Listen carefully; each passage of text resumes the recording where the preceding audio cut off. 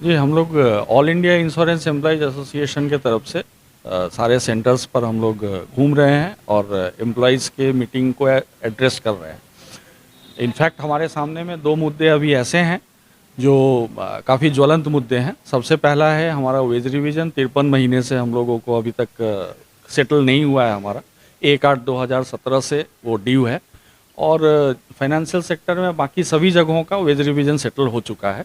हम लोग इस लड़ाई को और भी ज़्यादा तेज़ करना चाहते हैं क्योंकि सरकार का जो आर्गुमेंट है वो आर्गुमेंट हम उसको एक्सेप्ट नहीं करते हैं। और क्योंकि हमारी ये चारों कंपनियां बेहतर परफॉर्मेंस उन्होंने 2012 से 2017 में भी किया था और 2017 के बाद में भी कर रहे हैं।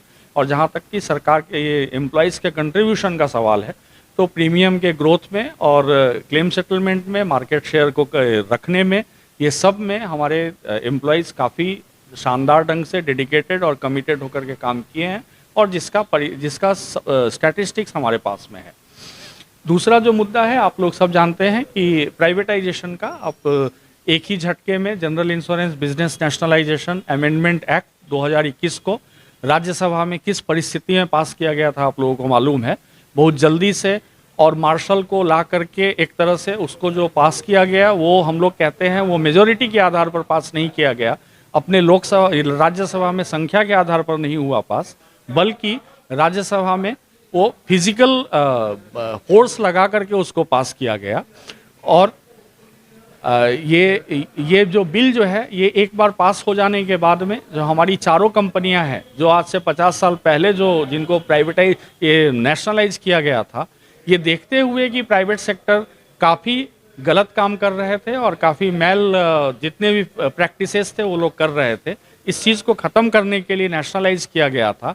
आज फिर से इस पूरे मार्केट को ये बिल जो है वो ये पास होने के बाद में इस पूरे मार्केट में फिर वही परिस्थिति लाने की तैयारी हो रही है जिसमें सब कुछ प्राइवेट सेक्टर ही ठीक करेगा और फिर से एक बार ऑलरेडी ये मेल प्रैक्टिसेस आने लगे हैं जनरल इंश्योरेंस मार्केट में, ये मेल प्रैक्टिसेस और भी बढ़ेगा। और साथ ही साथ हम उन एमपीज़ का भी हम धन्यवाद ज्ञापन करना चाहते हैं जो उस दिन राज्यसभा में खड़े होकर के जिन्होंने विरोध प्रदर्शन किया था और आज उनको पनिशमेंट दिया जा रहा है, पूरा पेनलाइज किया गया है सस्पेंशन के आधार पर। 13 एमपीज़ को पूरे विंटर सेशन में पार्टिसिपेट नहीं करने का उनको सस्पेंशन दिया गया है। इसके खिलाफ भी एआईए आवाज़ उठाती है और एआईए उन सारे एमपीज़ का फिर से धन्यवाद ज्ञापन करती है कि उन्होंने हमारे कॉज में हमारे साथ में हिस्सा लिया। और आगे आने वाले दिन में हम एआईए के लोग बहुत बड़े बृहद प्लेटफॉर्म पर हम लोग खड़े होकर के प्राइवेटाइजेशन का विरोध करेंगे। आने वाले दिनों में स्ट्राइक भी है, आप जानते हैं 2 दिनों का स्ट्राइक सेंट्रल ट्रेड यूनियंस ने कॉल किया है। हो सकता है कि AIA will take a decision to participate there.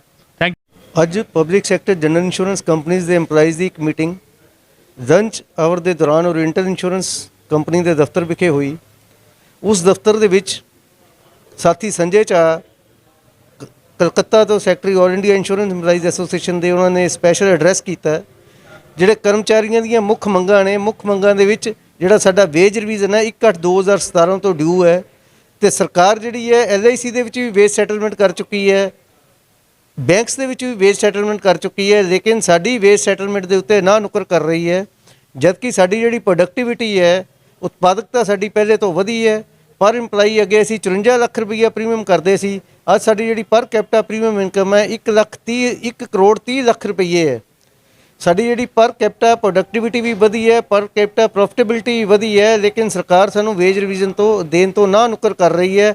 ਦੂਜਾ ਅਟੈਕ, ਸਰਕਾਰ ਆਪਣੀ ਪਾਲਿਸੀ ਦੇ ਤਹਿਤ ਇਹ ਮੁਨਾਫਾ ਕਮਾਉਣ ਵਾਲੇ ਸੈਕਟਰ ਦਾ ਨਿੱਜੀਕਰਨ ਕਰਨ ਦੀ ਕੋਸ਼ਿਸ਼ ਕਰ ਰਹੀ ਹੈ।